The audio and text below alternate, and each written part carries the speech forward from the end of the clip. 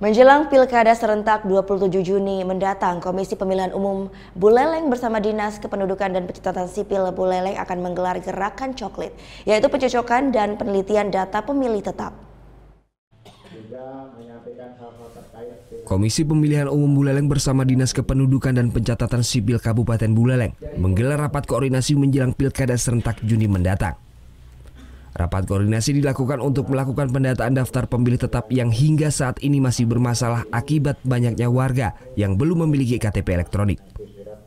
Rencananya KPUD Buleleng bersama Disdukcapil Kabupaten Buleleng akan menggelar gerakan coklit serentak, yakni gerakan pencocokan dan penelitian data pemilih 20 Januari esok. Ribuan petugas akan terjun langsung ke rumah warga untuk mendata. Kami pun melalui petugas pemutahiran data pemilih PPDP melakukan coklit langsung dari rumah ke rumah untuk mendapatkan data real yang nantinya kita padukan bagaimana hasil daripada terhadap pemilih yang kepemilikan KTP elektroniknya belum atau bagaimana. Hingga saat ini warga yang sudah melakukan perekaman KTP elektronik di Kabupaten Buleleng baru mencapai 96%.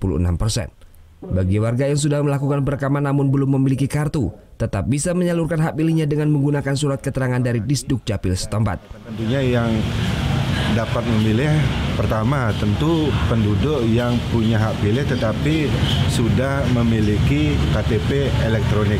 Nah, jika nanti di masyarakat ditemukan di dalam data Sidala itu ditemukan penduduk yang sudah masuk wajib pilih tetapi dia belum punya KTP elektronik, dia bisa tanya SUKET, surat keterangan pengganti KTP elektronik. Total sebanyak 597.820.000 orang tercatat sebagai daftar pemilih tetap pada Pilkada 2017 lalu yang tersebar di 187 TPS dari 140 desa dan kelurahan di Bali Utara. Wilayah Bali Utara adalah jumlah DPT terbesar di Provinsi Bali. Putu Wijana melaporkan untuk NET.